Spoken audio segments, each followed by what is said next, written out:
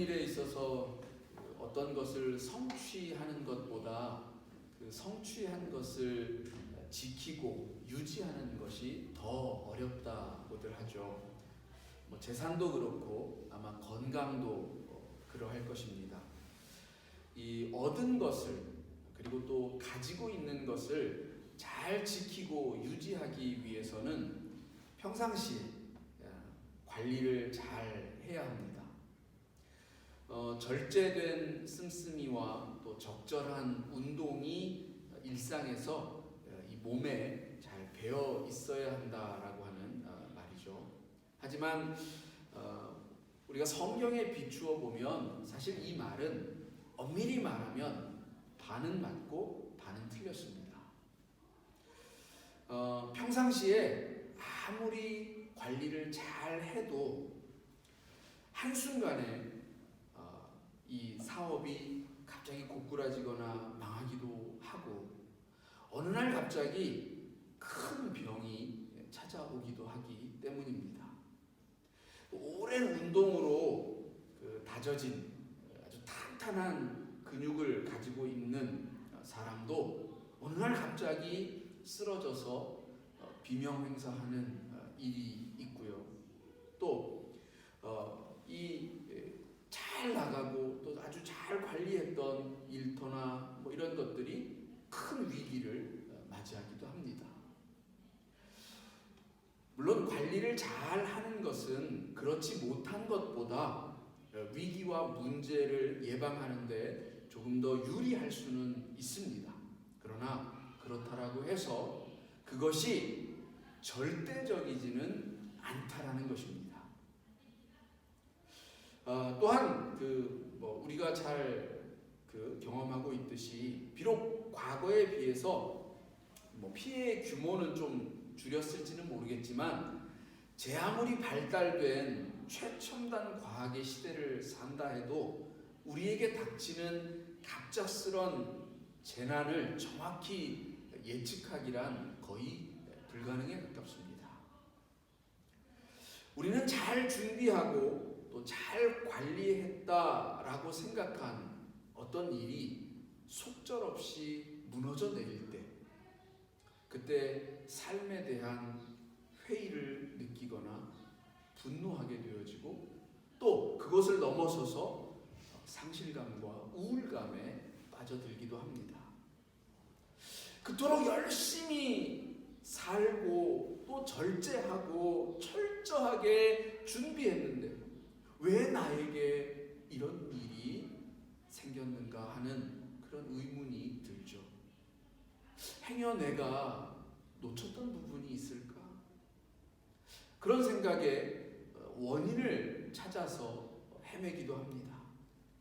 그런데도 아무런 이유를 발견할 수 없을 때 우리는 세상이 원망스럽습니다. 알 수 없는 분노가 마음에서 차오릅니다. 뭘 어쩌지? 아무리 생각해도 할 수 있는 게 없습니다. 그러니 세상 만사가 의미 없어지고 우울해지는 것입니다. 사실 이것이 이 욥이라고 하는 인물이 처한 현실이었습니다. 욥은 자기에게 주어진 이 삶을 정말 최선을 다해서 살았습니다. 몸과 정신과 영적인 모든 면에 있어서 다른 어떤 누구와 비교할 수 없을 만큼 훌륭한 삶을 살았습니다. 그는 건강했고 열심히 일한 만큼 거부였고 날로 재산이 늘어갔습니다. 하나님을 예배하는 일에 결코 게으름을 피우지 않았고 늘 기도하는 사람이었으며 하나님 앞에서 겸손한 의인이었습니다. 그렇게 조금의 흠도 찾을 수 없을 만큼 훌륭하게 자기의 삶을 살아온 이 욥이 한순간에 나락으로 떨어졌습니다. 건강을 잃었습니다. 재산도 먼지처럼 사라졌습니다. 아내도 도망갔습니다. 자신의 생명과도 같은 자식들도 다 한날에 죽고 말았습니다. 철저하게 관리했던 자기의 삶에서는 도대체가 왜 이런 일이 벌어졌는지 그 원인을, 그 이유를 도저히 찾을 수가 없었습니다. 아무리 도대체 왜라고 하는 질문을 던져도 도무지 답을 얻을 수가 없어서 답답하기만 했습니다. 우리도 그렇습니다. 나만 열심히 잘하면 만사가 다 잘 될 거라고 생각을 합니다. 실제로 대부분의 세상 일은 그렇습니다. 그래서 우리가 흔히 이야기하듯이 노력은 결코 헛되지 않고 땀은 반드시 배신하는 법이 없이 우리들에게 그 결실을 가져다 준다라고 말을 합니다. 그런데 살다 보면 우리의 그런 온갖 노력에도 성취하지 못하는 일들이 있고요. 엄청난 수고의 땀을 흘렸음에도 불구하고 지키지 못하고 잃어버리는 경험을 하기도 하는 것이 우리의 인생이라는 것입니다. 그럴 때 여러분은 어떻게 하시겠습니까? 욥은 자기 안에서 그 원인과 이유를 찾으려고 했지만 실패했습니다. 잠깐 한눈 팔았던 적이 있었나? 내게 뭔가 게을러진 그런 부분이 있었던가? 혹시 자식들 중에 내가 미처 살피지 못한 그런 이가 있었던가? 라고 하는 여러 가지 많은 것들을 찾아보고 그 원인을 헤아려 보았지만 딱히 잘못한 부분이 찾아지지를 않았습니다. 그래요. 고난은 우리가 뭘 잘못해서만 주어지는 게 아니라는 겁니다. 대부분의 위기와 문제는 우리의 죄악과 부정으로 인해서 생겨나는 것이 맞습니다. 그런데 그렇지 않은 일들도 있다라는 거예요. 특별히 잘못된 그런 것도 없는데 우리가 스스로 지나치게 자신을 자책하는 것은 우리 스스로를 너무 죄악시함으로써 자존감을 낮추고 또 생명을 허락하신 이 하나님을 불신하는 그런 결과를 초래할 수 있다는 것입니다. 고난을 당하는 우리 스스로에게 필요한 것은 다른 무엇보다 위로입니다. 자, 그런데 욥이 처한 이 현실 속에서 욥의 친구들이 찾아옵니다. 그 친구들은 욥을 향해서 내가 너를 위로하려고 왔다라고 하지만 실상 욥을 대하고 있는 그 자세를 보면 너 그런 고난을 맞이한 이유가 네 안에 분명히 있을 테니까 하나님께 뭔가 잘못한 것이 없는지 잘 생각하여 보라고 다그치기에 바빴습니다. 자, 욥이나 그의 친구들이나 고난은 죄로부터 비롯된다라고 하는 이 단 한 가지의 생각에서 결코 자유롭지 못했던 것입니다. 그러니 답답할 수밖에 없는 것입니다. 욥은 욥대로 나는 잘못한 게 없는데 왜 이런 고난이 찾아왔나 답답해하고, 친구들은 분명히 잘못한 게 있을 텐데 인정하지 않으려고 하는 저 욥이 답답해서 미칠 지경인 것입니다.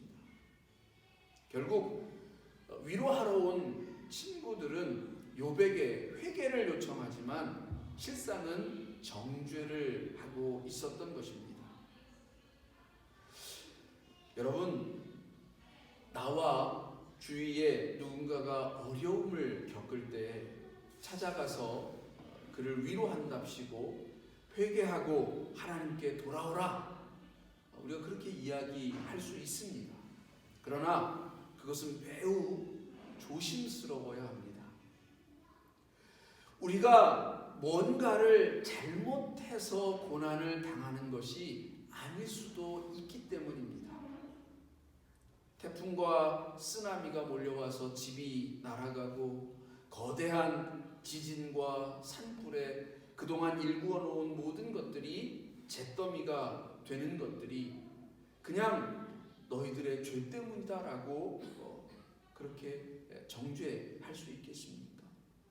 저들에게 필요한 것은 그것이 아니라 분명 위로일 것입니다. 누군가 여러분에게 그렇게 한다면 아마 상처에 소금이 뿌려진 것처럼 너무나도 아프고 또 아플 것입니다. 잘못한 것이 없어도 고난은 찾아올 수 있습니다.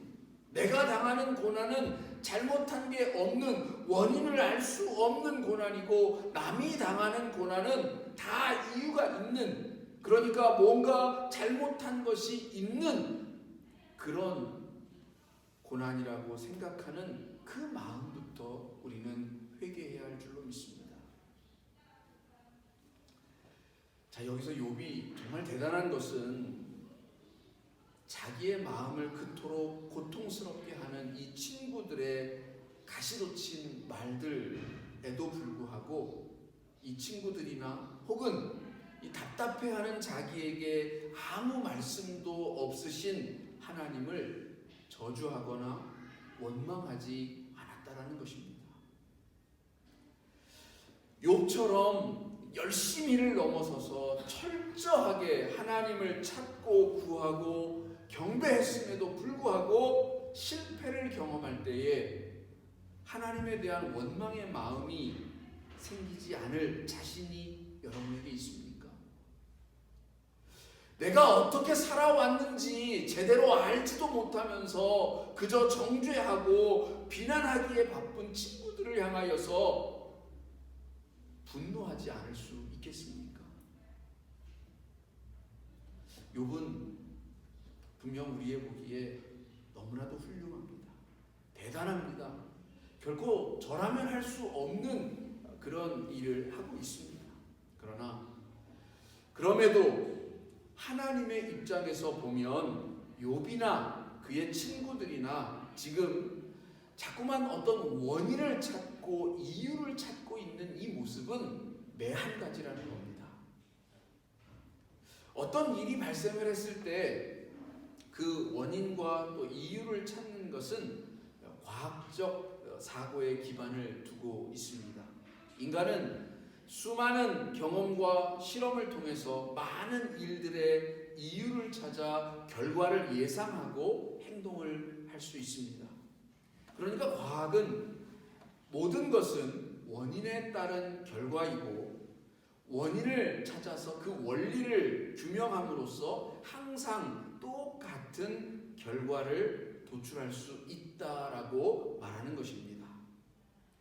그런데 만일 원인을 알 수 없는 결과가 있다면 그것은 우연이라고 밖에는 말할 수 없는 거죠. 과학은 많은 원리들을 규명해내기도 했지만 한편으로는 사실 너무나 많은 우연으로 이루어진 세계를 만들어내기도 했습니다. 우주의 탄생부터가 우연입니다. 어느 날 갑자기 알 수 없는 어떤 힘에 의해서 빅뱅이 일어나고 우주와 하늘과 별들이 생겨나고 생명들이 우연히 생겨납니다. 우연히 어떤 변이가 일어나서 분화가 일어나고 우주와 하늘과 별들이 생겨나고 또 우연한 사건들을 통해서 역사가 진보해 나아갑니다. 그래요. 분명히 알 수 없는 수많은 우연한 일들이 우리들 사이에서 벌어집니다. 그러나 과학은 인간이 알지 못해서 우연이라고 말할 수밖에 없는 것들이 아무런 목적도 없다라고 말하고 아직은 밝혀내지 못했지만 언젠가 밝혀질 일이라고만 말을 합니다. 하지만 성경은 우리가 알지 못하는, 그래서 우연이라고 할 수밖에 없는 그것들을 향하여서 절대적 주권자 되시는 하나님의 목적에 따른 것이다 라고 말을 합니다. 자, 예를 들어서 우리가 잘 알고 있는 한 예를 드리면, 여러분 그 항생제의 원료가 되는 페니실린이 어떻게 발견됐는지 알고 계시죠?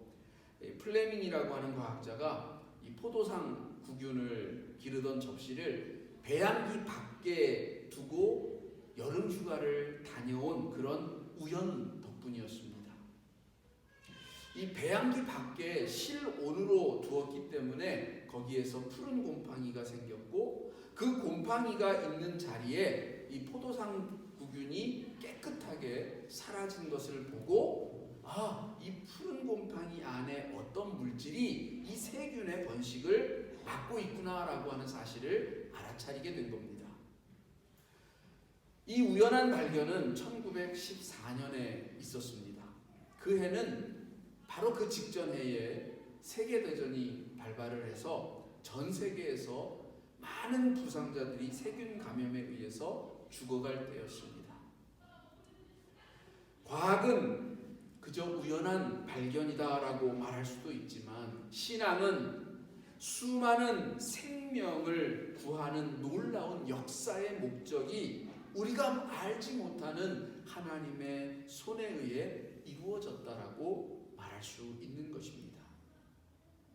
저는 지금 과학과 종교를 구분짓고 어느 한쪽이 옳다라고 그렇게 얘기하려는 것이 아닙니다. 저는 오히려 이 과학이나 종교나 우리가 알지 못하는 것을 찾고 구하고자 하는 것에 있어서는 공통적이라고 하는 점에서 함께 할 수 있는 지점이 분명히 있음을 말하고 싶습니다.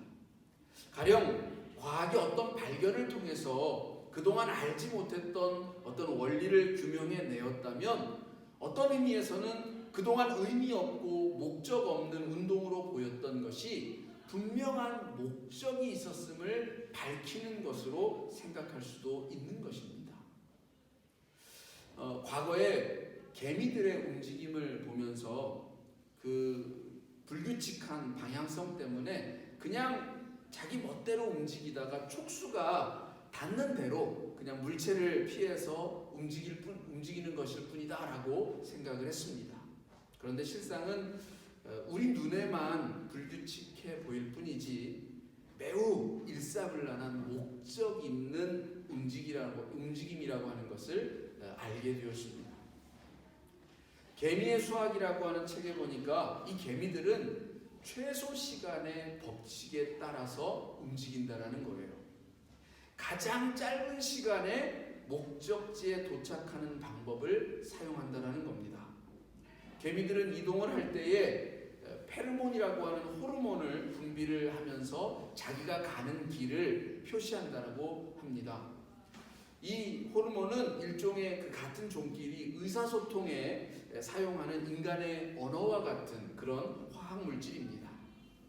이 물질을 사용해서 이 시간이 적게 걸리는 이 경로에 점점 이 페로몬 향이 더 많이 뿌려지고, 진한 페로몬 향을 따라서 더 많은 개미들이 이동하게 됨으로써 이런 최소 거리 또 최소 시간에 따른 움직임이 어느 정도 규칙성을 갖고 이루어지게 된다는 것입니다. 개미들도 자신의 위치를 정확하게 파악하는 능력이 있고, 또 자신이 어느 방향으로 움직이는지 알기 위해서 이 태양의 빛을 이용하거나 커다란 지형 지물을 이용한다는 겁니다. 자신의 이동 경로를 표시해서 다른 개미들에게 알려주고 더 빠른 경로로 나아간다는 것이 새롭게 밝혀진 그런 내용들인 거죠. 그런 것을 보면 저는 과학도 어찌 보면 원인과 결과를 탐구하는 그런 학문이라기보다 목적을 발견하기 위한 학문인 것처럼 생각이 되어집니다. 우리는 종종 그런 목적들을 발견함으로써 이 창조 세계의 신묘막측함에 놀라고 신비로움을 느끼게 되는 것입니다. 우리보다 크시고 우주보다 넓으신 하나님은 우리가 다 알 수 없고 때로는 우리 눈에 온갖 모순으로 비추어지기도 합니다. 저는 이것을 이렇게 표현해 봅니다. 하나님은 텅 빈 충만합니다. 비어있는 충만함이라는 게 사실 말이 되지 않죠. 그러나 하나님 안에는 만물로 가득하여 있고 동시에 만물이 창조되고 잉태되는 빔이 있습니다. 그런가 하면 또한 이 하나님은 볼 수 없는 빛이기도 합니다. 왜냐? 우리는 사실 빛이 있어야 볼 수 있습니다. 그러나 빛 그 자체는 볼 수가 없습니다. 우리가 빛을 직접 보려고 했다가는 금방 실명하게 되고 아무것도 볼 수 없게 되어질 것입니다. 만물을 보게 할 수는 있지만 볼 수는 없는 것이라는 거죠. 그러니 우리가 자기 좋을 대로 하나님을 판단하고 하나님을 자기 지식과 경험의 틀에 가두어 놓으면 여기 욥처럼 도무지 이해가 되지 않는 상황에서는 아무런 답도 얻을 수가 없게 되는 것입니다. 아무리 불러도 대답이 없어서 답답해하던 욥에게 드디어 하나님이 나타나셨습니다. 그리고는 38장에서 41장까지에서 욥에게 자, 너는 이제부터 대답하여라 라고 말씀하십니다. 그러면서 계속해서 욥에게 질문을 쏟아내십니다. 그 질문들의 요지는 한마디로 말하면 너 이 우주 삼라만상이 어떻게 운영되는지 알아? 너 땅의 기초가 어떻게 놓였는지 알아? 너 거기에 전부 답을 할 수 있겠어? 이 우주를 놓을 때에 누가 어떻게 도량을 하고 측량하였는지 네가 알아? 라는 것입니다. 우리는 하나님의 이러한 질문 앞에 아무런 답을 내놓을 수가 없습니다. 우리가 알지 못하기 때문에 그래요. 그 크신 하나님의 세계를 다 알지 못하기 때문에 하나님이 묻는 이러한 질문들에 대해서 온전한 답변을 내놓을 수가 없는 것입니다. 그렇다고 모든 일들이 하나님 없이 그저 우연으로만, 단순한 우연으로만 이루어진다라고도 할 수가 없습니다. 그러기엔 우리의 살아감이 너무나도 벅찬 신비로 가득하여 있기 때문입니다. 내가 굶주릴 때 누군가를 통해서 먹이시는 하나님의 손길을 느낍니다. 힘에 겨운 하루를 보내다가도 어린 자녀의 한마디 말로 지친 마음이 녹는 것을 체험합니다. 사실 내 앞에 있는 아내도 남편도 신비입니다. 어떻게 이런 만남을 주셨을까요? 그 속에서 태어난 그 귀한 생명도 신비입니다. 알 수 없고 설명할 수 없는, 그렇지만 나를 향한 애정과 사랑이 묻어나는 하나님의 역사가 있기에 나의 고통도 심지어 나의 죽음까지도 이 하나님의 목적하심 속에 있음을 믿을 수 있는 것입니다. 십자가의 죽음이 부활의 신비가 되는 것을 어찌 다 말로 설명을 할 수 있겠습니까? 코로나의 위기 속에서 어려움을 겪고 있는 여러분이 겪고 있는 이 고통의 원인이 여러분에 있다라고 자책하지 마시기 바랍니다. 여러분이 뭔가를 잘못해서 여러분이 하나님을 열심히 섬기지 않아서라고 스스로에게 비난을 일삼지 않으셔도 됩니다. 다만 신앙인으로서 가져야 할 자세는 내가 다 알 수 없는 하나님의 계획과 하나님의 일이 있음을 인정하는 것입니다.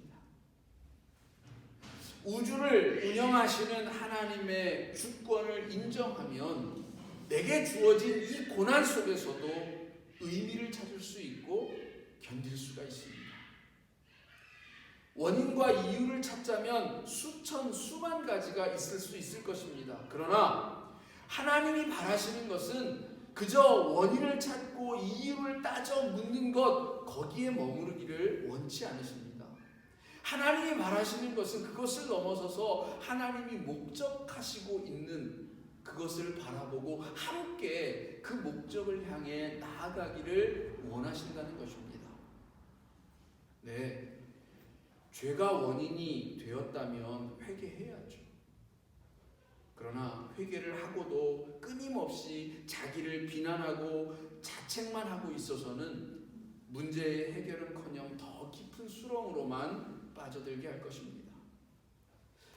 원인을 찾았다면 잘못된 것은 바로 잡으십시오. 그러나 도무지 알지 못하겠다라고 여겨지는 일들 앞에서는 계속 머리를 싸매고 있을 것이 아니라 그 일을 통해서 하나님이 무엇을 이루려고 하시는가를 두고 기도하시기 바랍니다.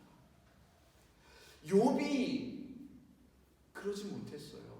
원인과 이유를 찾으려고 무던히도 애를 쓰면서 그저 하는 일이라는 것이 잿더미 위에 앉아서 자기의 가려운 상처난 곳들을 긁는 그런 일뿐이 하는 것이 없었던 것입니다.